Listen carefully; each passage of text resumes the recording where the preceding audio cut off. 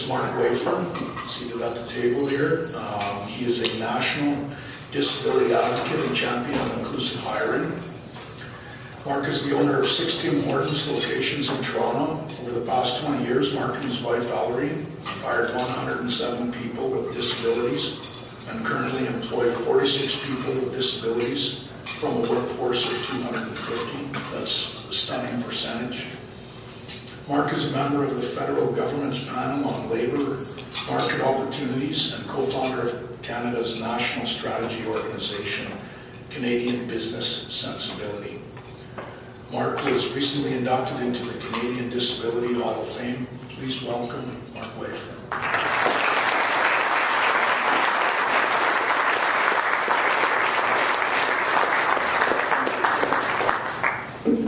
Thank you. Good afternoon. Great to be here. Nice to be here with you mayors. Which just reminds me that back home in Toronto, we just got a new mayor, which is a good thing. We're happy. Much better. Because if Rob Ford got back in, we were going to have to put signs up on the highway to come into Toronto. Welcome to Toronto, where our hockey team sucks and our mayor smokes crack.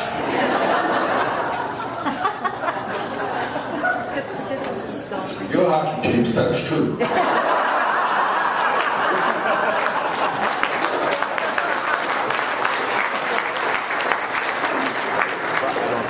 Yeah, the mayor. So we're going to put up the same sign. No. You were looking at me, welcome. What I want to talk to you about today is a very important subject. Employment.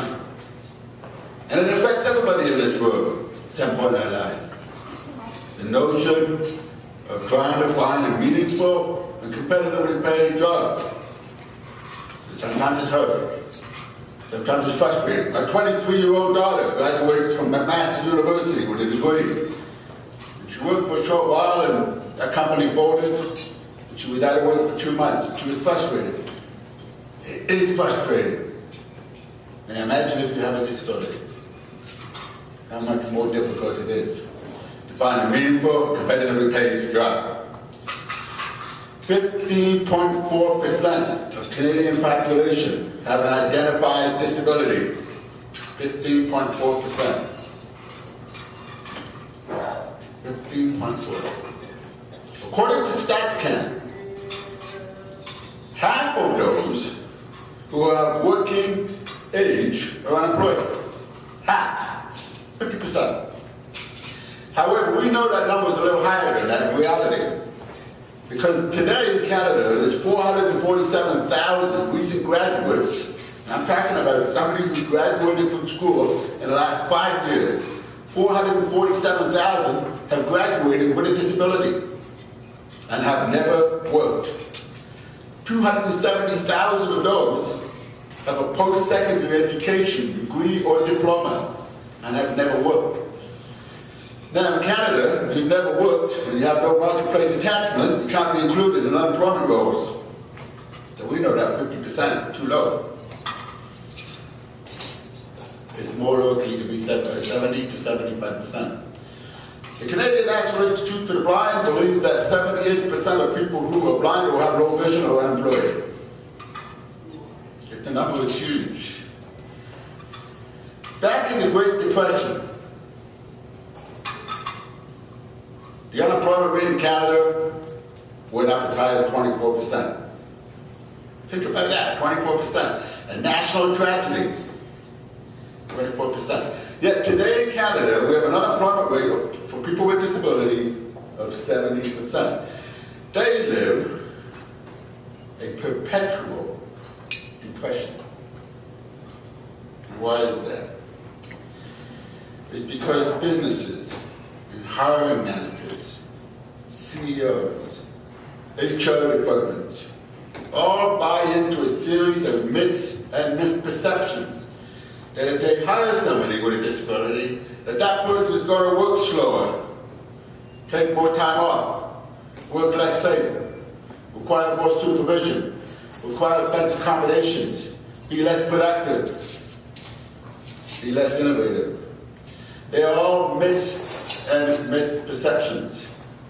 None of them are true. But that is the fear that employers traditionally buy into. If you think about the places that you work at today, and you're advertising for someone, you're advertising for a systems analyst, and the person who comes through the door, who's got the best credentials, the best education, who's going to do the best job for you, is in a wheelchair.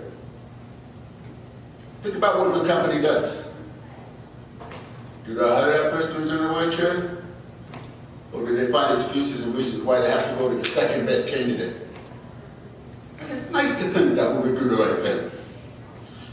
But if we all did the right thing, we wouldn't have a 70% unemployment rate. Fact of the matter is, we would bypass that person who's in a wheelchair and go to the second best person. So the reality is that attitude, and attitude of employers, is the greatest barrier that a person with a disability faces in order to get into the workplace. Attitude. Attitudes and mindsets. There's so many attitudes we have to change. Let me give you an example. Now, I happen to be deaf. I was born deaf. I got 20% hearing. No big deal. I get on okay. My wife said I have selective hearing, but that's a different problem. But I do a lot of these presentations, and I fly around the world. I book all my flights online. And I love Air Canada, because Air Canada has been so good to me. So I go online, book my flight, and there's a box that says, do you have a disability? I tick it off. Yes, I do. A whole bunch of drop boxes count. Blind, deaf, physical, mental health. I come from Edmonton, all kinds of disabilities. I'm sorry, that was a bad one. But I can tick off deaf, and it comes out of my boarding pass, which is very important to me. Because when I get to the gate, I can't hear anything. I'm getting on a flight to Halifax, they changed the gate. I don't know. Because you know those little TV screens that says next flight to Halifax? They don't change it. All they do is announce it, and I don't know. So I check in at the gate. The plane I'm getting on to go to Halifax is actually going to Winnipeg in January. You know, right down the state. It's worked out really well for me. Half the time they feel sorry for me. Oh, poor dear. You're deaf. Let me see what I can do for you.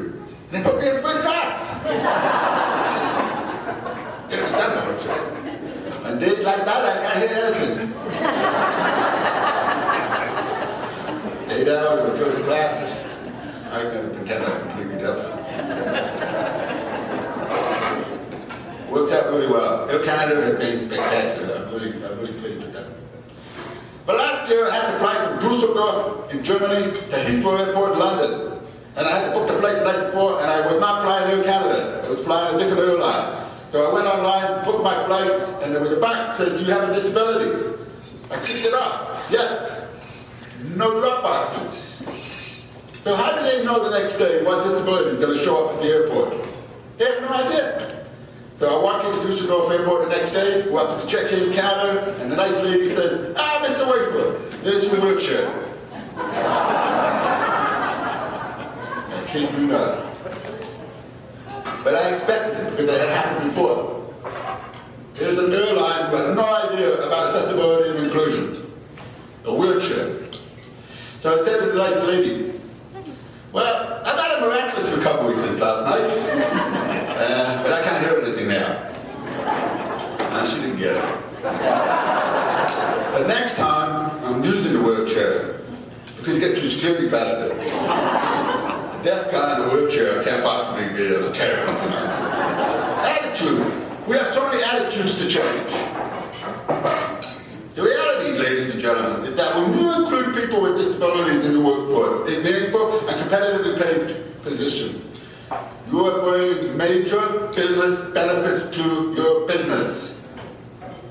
Let's take a look at my business. Give you some examples of this. So there's so many. absenteeism. Everything I talked to you about today has a dollar figure attached to it. A cost. Absenteeism. I've actually hired 116 people with disabilities in the last 20 years, but at the moment I have 46 employees with a disability at a workforce of 225. The 46 employees with a disability last year had an absenteeism rate 85% lower than the 180 who don't have a disability. 85% lower. It cost me $12.56 every time somebody's sick in one of my Tim Hortons. Every hour. Every hour. $12.56. I got 6 stores. I let you do the math. Safety. Safety is always better. Safety is always enhanced when you are an inclusive employer and you hire people with disabilities. Why? Because people with disabilities work in a more safe manner. I can't go across the street here and just run across the street without looking. Because I will only feel the Mack truck when it hits me. Most of you in this room can, because you can hear. You know what traffic sounds like to me? Like everybody when I'm on a Toyota Prius. It could. I'll explain that one later. Yes. An employee who has cerebral palsy, who's in a wheelchair, is not going to get out of that wheelchair and climb up on another chair with casters on it, get something off the top shelf. Go get one of you guys to do it. Workplace accidents always happen because we break the rules. People with disabilities don't break the rules. And if you hire somebody who has an intellectual disability, they never break the rules. Because there is only one way to do things, and that's the right way. Innovation. A person who happens to be using a wheelchair, who is working for you, gets up in the morning, has a shower, makes breakfast, takes the elevator down into the parking lot, gets in their car, drives to work. They already have different problem-solving skills. If you bring that into the workplace, that is called innovation. Innovation. I can give you so many examples of that. But I'm only after 2 hours, so I can't. Productivity, at least the same. Supervision. This is one of the fears of employers, that there will be more supervision. In my business, I have 8 employees who have an intellectual disability. Out of the 46 people who have a disability, 8 have an intellectual disability. Those 8 require no supervision whatsoever. And looking back at safety, 116 people I've hired in the last 20 years with a disability. That's every disability. Every department, including management. I've only filled out one workplace safety injury report. One, it was for $200. And that happened last year. So I went 19 years with a clean record. Now, how many of you in this room have a business with 120 employees who can say they did that?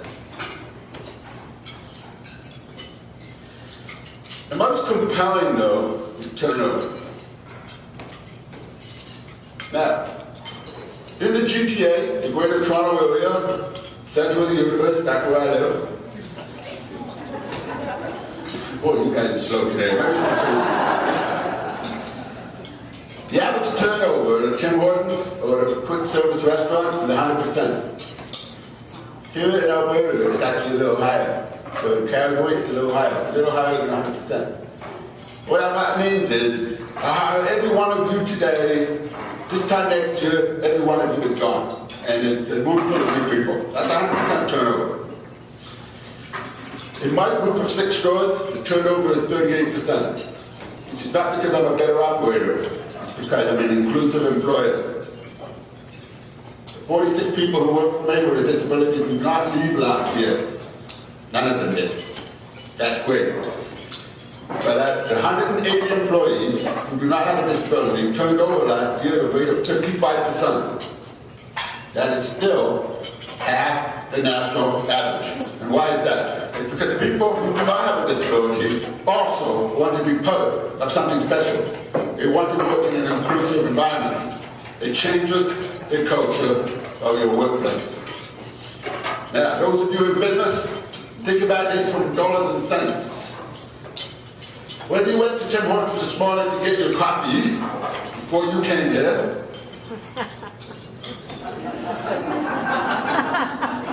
that wasn't a trick question. I'm kind of confused. It's got a $500 million marketing machine that doesn't seem to be working in Edmonton. Is there anybody here who doesn't know what Tim Hortons is? Good. Can't ask that question when I go to California or Texas. But when you went to the last time you went to Tim Hortons and the person reported your coffee, for me to replace that person cost me $4,000 because I advertised, interviewed, new uniform, new shoes, last productivity of a new employee, training, 32 hours of CD-ROM training before that person even picked up a coffee pot. Now, if my turnover is 38% and the person down the street doing exactly the same job as me, the only difference is I'm an inclusive employer, they're not, who's making more money? Oh, yeah. And that, ladies and gentlemen, is the business case. That is the business case right there. If you ignore everything else that I said and just focus on that, you have to ask yourself, if you are not hiring people from that demographic of 15.4% of Canadians, 15.4%, you are missing out on something huge. Business performance requires that you have to be inclusive in order for you to acquire those benefits. Let me tell you about the first person I hired with a disability. When we opened our first store, when my wife and I opened our first store in Scarborough, which is in the east end of Toronto, in 1995, I had a need right away to hire somebody to look after the dining room. It was a big store, 65 seats, and none of us could keep up. The dining room, the tables, the dishes, the dishwasher, and so on. I had a need. I put an ad on the window. Dining room attendant needed. And the person who came in and applied for that job was a young man, 22-year-old Clint Spaulding. And Clint has Down syndrome. And after that point in my life, I hadn't been around people waiting until after his 30s, so I didn't know what to expect. But I knew the training was going to take a little longer. I'm already working 18 hours a day, 7 days a week, trying to get my business off the ground. I didn't have the time to train. So I enlisted the help of a community agency known as Community Living Toronto. And they sent in their job coaches to help me train Clint. That is a service that is free of charge. Free of charge anywhere in Canada, including here in Edmonton. And you have some great agencies here in Edmonton that can help businesses onboard people with disabilities. It took about 2 weeks to train Clint. But to teach him how to take a bus. Or the buses looked the same, he didn't know the numbers. After 2 weeks, Clint came on board. And after a couple of weeks after that, I realized Clint had become my best employee. Had to work early. Couldn't get to take a break. Couldn't get to go home at the end of his shift. Where do you get that kind of loyalty? You can't. My employees are not allowed to wear a uniform to work because it becomes contaminated on the subway and on buses. And then they work with food. They have to carry their uniform to work and change. But Clint, we had to make a rule change. Clint wanted everybody on that bus to know that he worked for Tim Hortons, so he had to wear a Tim Hortons uniform. Where do you buy that kind of loyalty? You can't. The first Christmas that Clint worked with us, 1995, Clint goes on his Christmas vacation. Goes to his dad's house, and aunts and uncles and cousins and brothers and sisters and friends and everybody there, and they have a family photo taken. After Christmas, he showed me the picture, and there's Clint on Christmas Day in his Tim Hortons uniform and his dad's hat. You can't buy that kind of loyalty. My business grew very fast. I had about 10 stores in the first 5 years that I was in business. And as my business grew, I added people with intellectual disabilities. All in meaningful, all in competitively paid positions. And after a couple of years, I realized something was happening here. The people who I hired with a disability didn't leave. People who I had with a disability didn't have accidents. They didn't take chances. The productivity was higher. The innovation factor may not have been there yet, but it did come when I heard people with different types of disability. But I realized there was a business case here. And so in the late 90s, I opened the doors to all types of disabilities. And if somebody came through the door who had a disability I've never seen before, and I didn't know how it was going to work out, I used what we call AGP. Ask the person. If somebody came in and applied for a baker's job and they were deaf, and all the others are working on audible signs, I would ask that person to go in the kitchen and ask the person, you tell me how you're going to get around that. And that's how we built our business into an inclusive business. And as you know, we're now about 116 people hired in the last 20 years.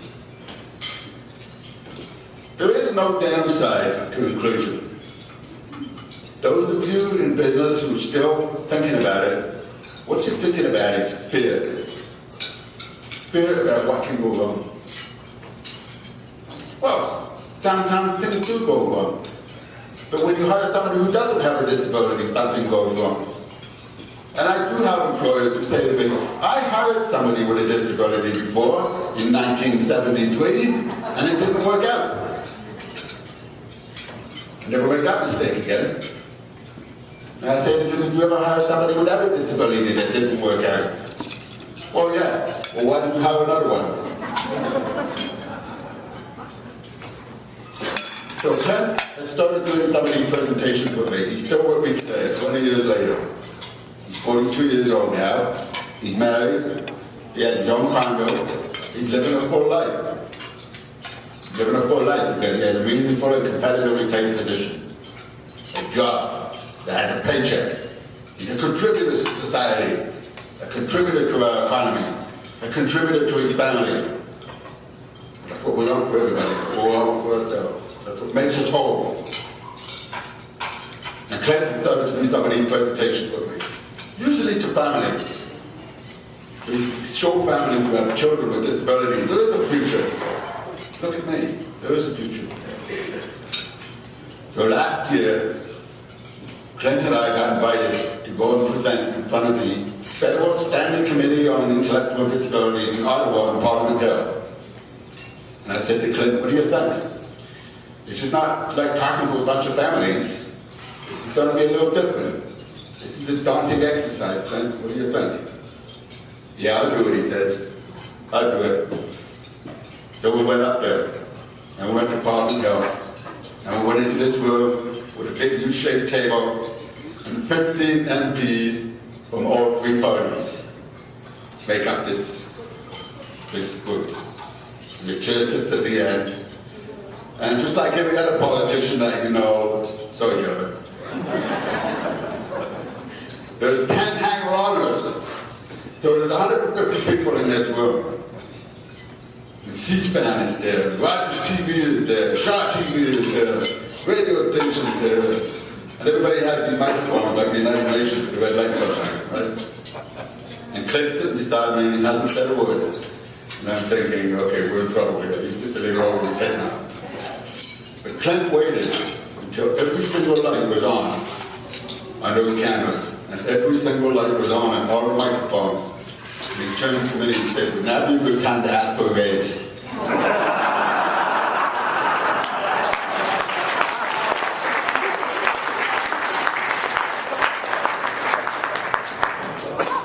You know what? That's great. It's funny.